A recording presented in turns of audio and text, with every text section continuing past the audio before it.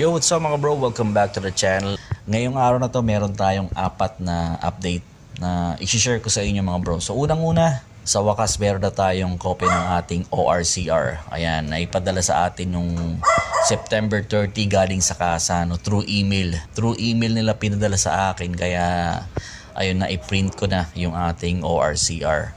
Well, itong ating Raider 150, hindi ko naman to nabili ng cash. Installment to for 3 years mga bro. So nabili ko to August 15. So anong date ng ngayon? October 20 na. So 2 months pa lang ating Raider 150 Fi.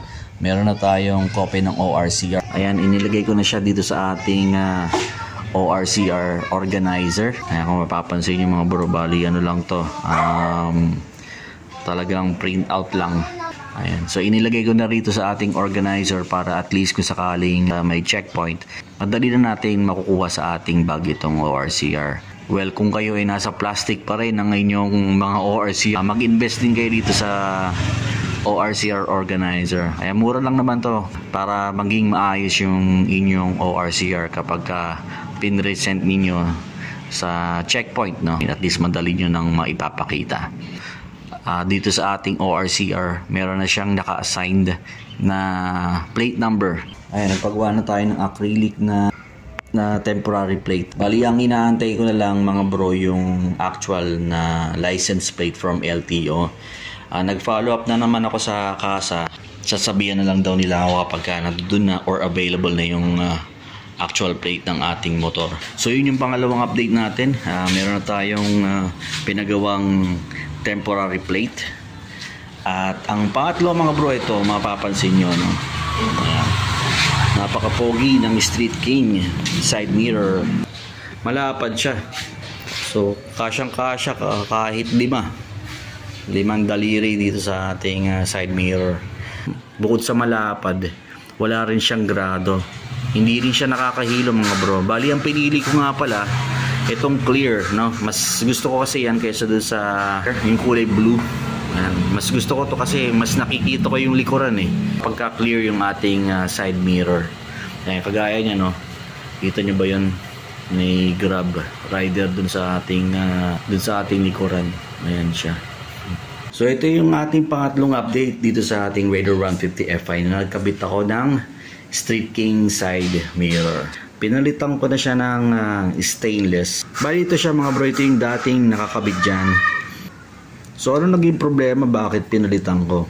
Well, sa acrylic kasi, tingnan nyo. Bali sa likuran, sticker lang kasi yan Ayan. Ito, sticker lang siya. Natutuklap yan mga bro. Ayan, natutuklap siya kasi kapag nilagyan na natin ng bolt, ayan, sasama na sa pag-ikot to. Ayan, kaya pumapangit siya kapag naikabit na. Ayan. Kaya doon sa mga may balak na magkabit ng ignition cover, tapos acrylic yung material na bibili nyo, wag na mga bro. Bali, ang gawin nyo na lang, kasi hindi naman nagkakalayo yung presyo ng stainless dito sa acrylic, no? Konti lang naman ang idadagdag nyo. Bali, nabili ko to 500 pesos sa Shopee. Ayan, hanapin nyo na lang yan. Ganyan itsura mga bro, kaysa bumili kayo ng acrylic. Mas okay ito. Ayan. Bali, 1 week na nakakabit ito mga bro. Itong ating stainless na ignition cover dito sa ating Raider 150 Fi. So, ang ganda ng design, no? Diba? Okay. So, bali ito yung ating pang-apat na update dito sa ating Raider 150 Fi. Tingnan natin kung gaano ba kalayo ang itinakbo ng ating Raider 150 Fi simula nung nabili natin to.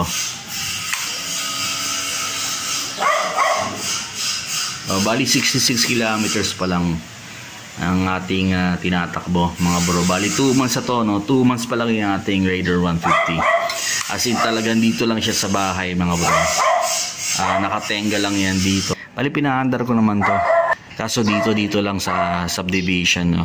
Siguro 2 or 3 kilometers pwede na yun sa isang araw. Tapos ayan, balik na ulit dito sa garahe. Ganun lang. Siguro next week makapag-ride tayo kahit short ride lang. Kung dito ko lang to paanda rin sa loob ng subdivision, talagang hindi ko makikita yung full potential ng ating Raider 150. Bali nasa break-in period pa rin yung ating Raider. Kaya asahan nyo, takbong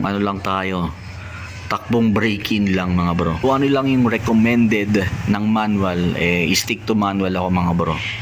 Okay, kasi yung iba dyan sasabihin nila ibirit agad, masanay sa laging mabilis. Ayan, doon tayo sa kung ano yung recommended ng manual. So yun lang mga bro, hindi ko na patatagalin tong video to. Maraming salamat sa inyo mga bro. Hanggang sa muli, paalam.